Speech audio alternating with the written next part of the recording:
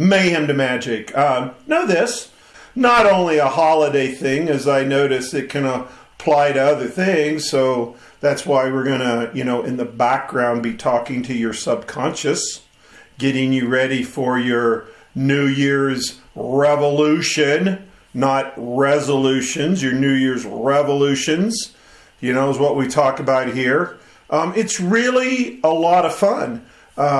So without any further intro, let's get the party started here. During our time together, have fun, be open. We're going to open mics several times because I want you guys to engage. I want you to listen to other people on the call, to kind of feel their hearts and minds, play with them, honor what they're saying, make the most of it. So, on a scale of 1 to 10, I want you to take a moment and think.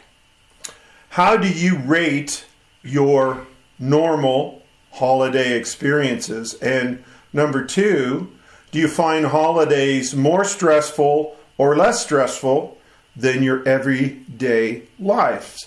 Normally, you're going to see 7 to 8 kind of average for a demographic like this. I mean, I have a great demo. I have people that work very hard on their lives.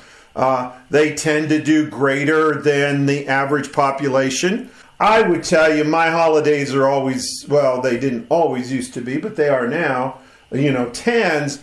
That doesn't mean that my spouse, my children, significant people in my life, my business partner, they all have to be wired at the same level. Otherwise, it's a little bit of a drag. And generally, again, we find that people experience a little bit more stress.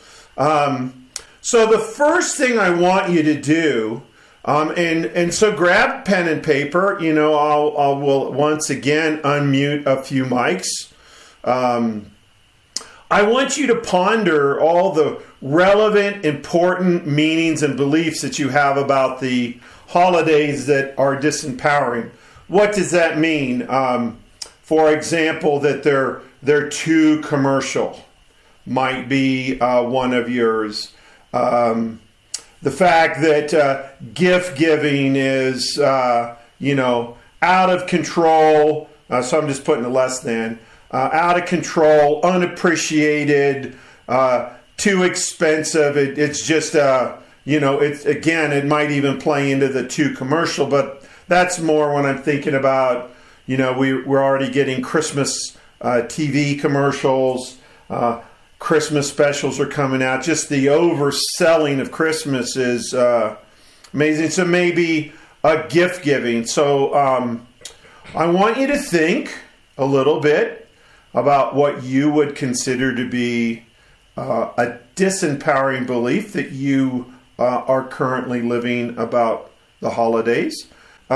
Too much busy, too many parties. Certainly, some of us run around attending parties that we may not even want to go to. Some people might say too many family, too much of them. Well, you got them quarantined during the year, but now you're back. If you talk about the old family of origin programming, you're back deep in it. They're talking about little Billy and old sibling rivalries kick up and blah, blah, blah. So there's a little bit of pain and agony going on about that. Some people might say the expectations are too high. We're supposed to have this perfect holiday, and it's kind of hard to pull off. You're going to want to write all of these down and ponder them, because you're going to see what we're going to do with these in a little bit. Now, on the positive side, it's always nice to know what's empowering to us. What feels great to us, whether it's our kids' faces, or if you don't have children, your nieces and nephews, or even just kids in the mall, kids' faces, the utter joy that at least children get to experience. You might be in the part of the world where you have snow, and you have sledding, and you have fireplaces, and you have hot chocolate, and some fun things that you plan, and as we mentioned earlier, you have a little bit more time. These are beliefs that are empowering you. We have a 101.1, it's called Cozy, there's always the secret, when are they going to start their holiday, but they convert to complete holiday music at just around Thanksgiving time. It's quite a treat. Yeah, it seems to be getting earlier. Family time and celebrating. All right. Sisters, kids, they come over Christmas morning, opening presents. Awesome. So the same thing applies. You're going to want to finish this homework, whether it's this weekend. Really, really sit down, take the time to list all the things that you really, really enjoy, and empowers you for the holidays. Now, I want you to ask yourself this question, why are these beliefs still true? The empowering ones are easy to remember as true because you have joy at kids' faces or opening presents, but generally the disempowering ones, whether there's expectations, whether there's meanings, a lot of times you'll discover that they come from someplace else. Someone taught that to you. Maybe even it's your significant other is a bah humbug person, or you have a divorce 15 years ago in your holiday. Something has made that. And what's interesting, and this is true again, this is all adding into the neural programming work that we do. Some of the beliefs that we've been taught that we don't like, that are bad, they're not with us anymore. And others have completely died. Yet you have these that, still have the meaning. It lies in your software. If you know that this is a software exercise, you can design new, and you can take the negative ones, and we're going to turn them into positives, and you take the positive ones and turn them into even bigger, greater positive ones. Now, two specific tools that I want to refocus. For some of you, this will be a review. For some of you, this might be the first time you've seen it. We're going to work on association and disassociation. This has so many fundamental, foundational keys to a lot of the tools. Over and over again, I tell you, it's the emotions that wire the brain. The emotions wire the hard drive. So if you experience a lot of negative emotions, it's going to wire the brain that way. If you experience a lot of positive, it wires the brain that way. So the question becomes, can I do this at my will? And in a negative time, can I wire this to positive? And other negative times, can I just allow this to be, and not judge it, just experience it, knowing that any point in time that I want to turn it to positive, that I can. And then we're going to take positive, and we've got to make it even bigger. And then the quantum glass allows us to do that. So let's look at the exercise, and then we'll come back. Again, this follows the formula that's on your client video page. It's video 9. No. Why does it say video 9? That should say video 2. It's video 2. We'll have to get that fixed there, Master Brian, on your page. And what I want you to do, and we're not necessarily going to do the exercise now. I'm going to tell you about the exercise. But if you want to actually experience this, write us and tell us you want an audio track. We'll send you an audio track of me conducting this. But when you think about it, you can even look at these notes, take your notes, write notes, and have someone in your life do this, and then you can do it for them. It's great practice. And as always in the Inevitable You system, we work very, very hard on how we can teach these skills. So if you take a medium, and the reason why it's got to be medium, in a moment, we're going to make it a little bit more intense.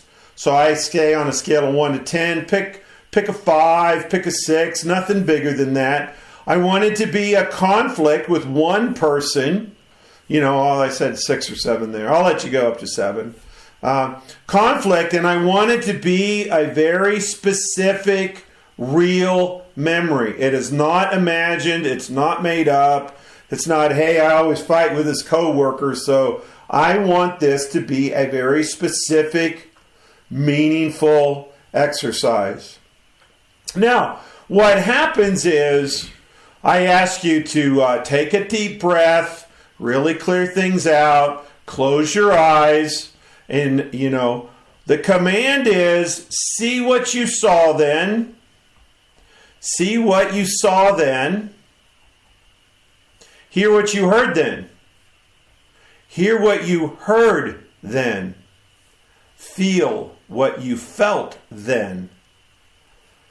And the command is just as intensely as you did then. Just as intensely. See what you saw. Hear what you heard. Feel what you felt. Just as intensely as you did then. And I'll have people give a very slight nod when you're at your 6 or 7. Sometimes they're struggling. I'll say, see what you saw then. See their face. See their anger. See their conflict. Hear the hurtful words that they just, hear them pushing your button. Feel the distress. Feel the, it's pretty easy to get just as intensely as you did then. I'll then say, now we're going to do something with this memory. We're going to take conscious control of it. And the first phase of the exercise, I tell them, I want you to put it on a big IMAX theater screen. See it greater, bigger, more giant. There's their face. And you're using all the modalities. So you crispen up the color. See their shirt. It's orange or red or browner than it was because it's on this giant IMAX. Hear their voice, the bitterness in their voice, the hurt in their voice is greater. It's louder. It's almost that big THX, they do before a movie. The whole bass is vibrating the whole theater. They're telling you how dumb you are, what you thought is so stupid. And as a consequence of doing this a little bit on this big screen, you're going to see what you saw then, hear what you heard, feel more intensely than you did then. And I'll lock the memory in. And then I'll say, while remaining in this state, seeing more intensely, hearing more intensely, just for another second, put a number of 1 to 10 on it, and open your eyes, take a deep breath, shake your body out, and come back to me. Now, I'll ask people how many had the number go up. This is going to be the vast bulk. Let's say 80% will do that. How many of it the number didn't change, and that's a small number. And then actually there'll be some people that the number went down.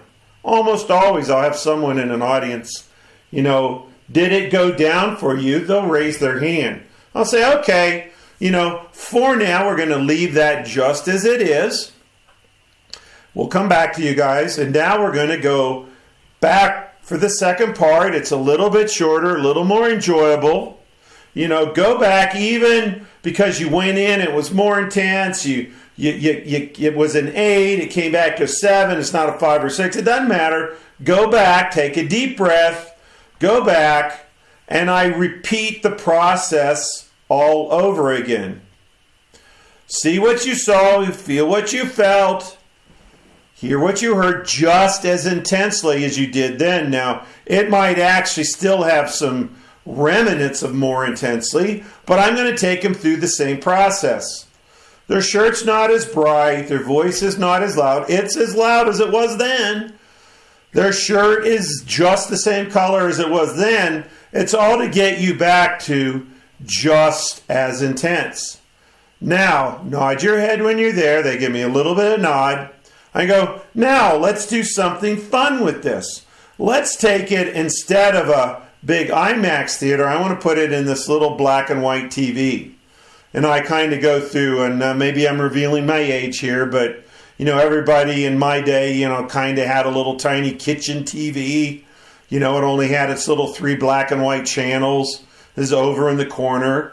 And now what the commands are that see the person, they are just as angry, but now you can't hear them as well. You can't see them as well. And as a consequence, you're going to feel them less intensely than you did then. And I'll go through the same series of command. There they are. They're still riled up. There's their hurtful word. Wait, can't hear them. What are they saying? Oh, it just doesn't feel as intense. Then I do 2 other fun things with this. The first thing is I put Bugs Bunny's ears on them. I'll say, pick your favorite cartoon. Mine is Bugs Bunny. Put these big floppy ears on them. There they are. There they are. They're still mad. They're still angry. But, you have Bugs Bunny's on. Now hear their voice that way. Hey, you, what's up? I'm really mad at you. And people actually start to smile. And I said, look, it's kind of funny, but they're interrupting us. Now, an interesting little side note, as I've done this over the years, I have to put a very long extension cord on the TV.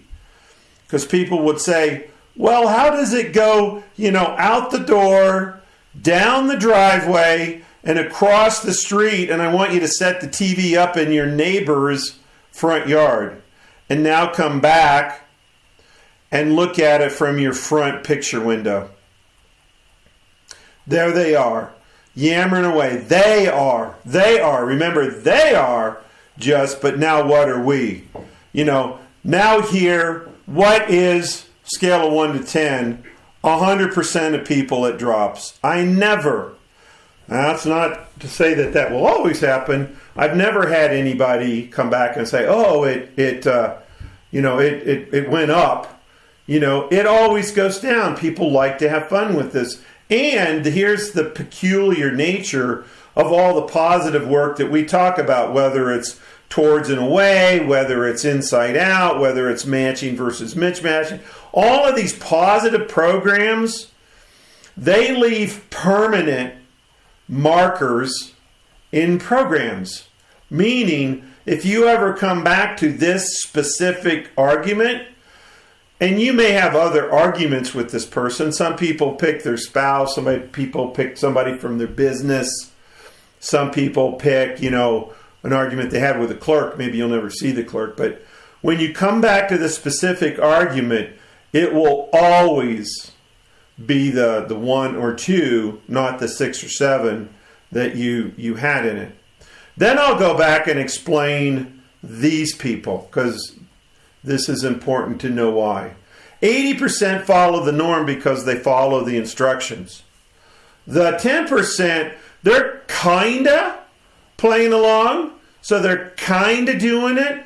But the fact of the matter is, right, wrong, or indifferent, as they feel this and they feel the anger go up, they don't want anger, so they don't permit, they don't hear the voice more. They don't put it on the screen. They bring it back down to where it was. They just, hey, look, I know this is an exercise with you, but I have no desire to experience this anger.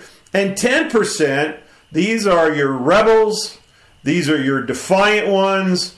You can tell them, to have joy, and they'll almost fight you. And I say almost because when you tell them to have joy down here, they will go create this as a nicer, easier memory. Big point number one, because now what has happened is you have the ability to take any memory, and by the way, do you think you can do this in real time? And by the way, I'll tell you a little funny story after I did this with one of the clients. He taught it to his 16-year-old daughter, and that very night, the mom got mad and was yelling at her about something, and she started laughing. And the dad and her kind of looked at each other and broke out laughing. Bugs Bunny, and they pointed at each other. Mom wasn't too happy at that moment because she didn't know. But you can do this in real time too. Any memory now has the emotion that you consciously control. You do it by controlling the modalities. See, feel, hear, and if you ever want to mess with the two more powerful, that's just kind of hard in this exercise, taste and smell. Oh my goodness. So for example, if you've ever done my Boston Marathon, I always put the crunchy cups in the aid station as you run through, the crunchy cups. Or I'll say, taste the Gatorade of your choice. You can do anything in this experience in all 5 modalities, and it really, really becomes powerful. Now, the other easy, fast tool is the glass half full or half empty. The answer is it's always both. That's a trick question, I tell people. The real question is, who are you in that moment in time when you are looking at the glass? So the reason why this becomes a powerful tool under the disempowering beliefs, if you look at what's half full about them, because there's always a half full meaning, and now you can vary the emotion on the half full side, and you can lower the half empty emotions on that side of the equation. This is a double whammy. You have now completely rewired a negative belief. So in essence, the meanings and beliefs that you now have for this, you have complete control of this. No one else does. And so now, with these two tools under your belt, it allows you to rewrite everything about it. So, for example, let's go back and look at some of ours. It's too commercial. How you rewrite that is, for some it's too commercial. And I know that businesses have to make their money. Businesses run this a mighty economy, and Christmas is the best time of year, so they have to push commercial. So I honor and value all the businesses because I want them to have a great holiday. And in turn, that's going to drive this great economy, which in turn is now going to, affect me. So you take something that's half empty, you turn it into half full, and again, you put it on the IMAX, you put it in big, you put these companies celebrating. You might have some friends that work in this company. You might have some money coming in because someone or you got a Christmas bonus. You can sit here and take a simple thing like too commercial and make it awesome. You can take too busy, make it awesome. You can take it expectations too high and make it awesome. And now on the positive side, we're going to take kids' joys and IMAXs and fireplaces and IMAXs and family and just max it out. And put your holiday music on, big bass, big volume. Feel your chair vibrate. Sing at the top of your lungs. You're going to rewrite this. And now you've come to the truth of the real holiday experience. The disconnect for most occur because there's this Norman Rockwell, Hollywood view, and they haven't figured out they don't have that yet, or you don't have that yet. Now, here's what's really interesting. Now, you guys should know, if you don't, this is just a reminder. Write us and tell us you want the paperclip tool.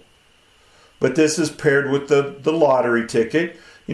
Ponder the fallacy, if you will, of winning the lottery ticket. Here's the question I'd like to ask you. What if you won the lottery but could only give it away?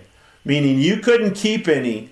Which do you think would make for a happier you? If you actually got to keep it or you got to give it away? Ponder that for a moment. Some of you mentioned it earlier. It's in giving the perfect gift. Somebody said it was hard. That's an easy one to rewrite, because not only does this gift make them a happier them, it makes you a happier you, because there's more joy in giving this. Which would make a more happy you if you could give it away? And who would you give it to? And strangers and worthy causes and friends and family. Like, how awesome. Or are you the time like, oh no, I'll keep it, then I can give who I want and blah, blah, blah. But the minute you make this is now a software choice, as is this. And let me tell you the gold wrapping paper story. These are the two stories I always like to finish with. I don't know if you've heard these before or not. There's a man who worked very hard to keep food on the table. And this particular year, he had to punish his little 5-year-old daughter after she had used up the family's only roll of expensive wrapping paper. As money was tight, he became even more upset on Christmas Eve. He saw she'd put all the expensive on just one shoebox. He also was concerned about where she got the money to buy what was in the shoebox. And the next morning, filled with excitement, she brought it to Dad and said, "This is for you, Daddy." And as he opened it, he was embarrassed by his earlier overreaction, now regretting that he had punished her. But when he opened the box, he found it was empty.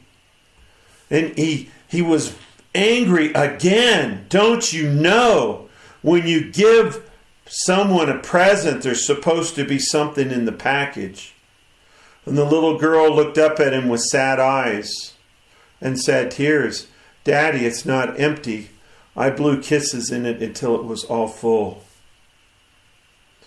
The father was crushed.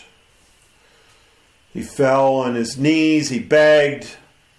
And a very short time later, that accident took his child, and he kept the little gold box. And whenever he was discouraged, he took out the box and loved the child and put it there.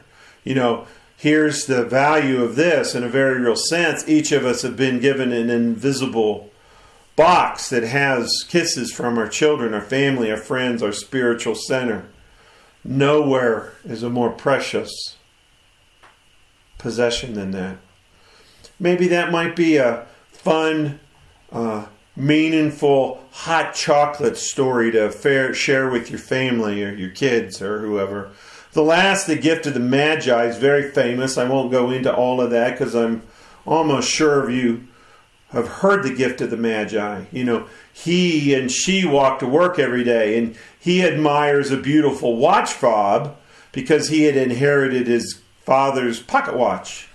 But he had nothing to show it off, so he admired this watch fob. Now, meanwhile, she had very long, gorgeous hair, and she brushed it out every day with an old broken comb because that's all they could afford. And she admired a beautiful comb on the same walk with him. So when came time to open the presents, what she had done is she'd cut off her beautiful hair to buy his watch fob. He had sold his watch to buy her the beautiful comb. That is love. That is true happy and joy. And if you manifested this, if you chose this, if you empowered this with how you believe, are we really prisoner to these other old ghosty realities, beliefs, and certainties? What about your old software? Keep the positive and make it better, and discard the negative. Throw it out. What do you commit to this year? What do you think you can, in fact, create? But just sit and reflect and think about this and believe that this is now your new, powerful holidays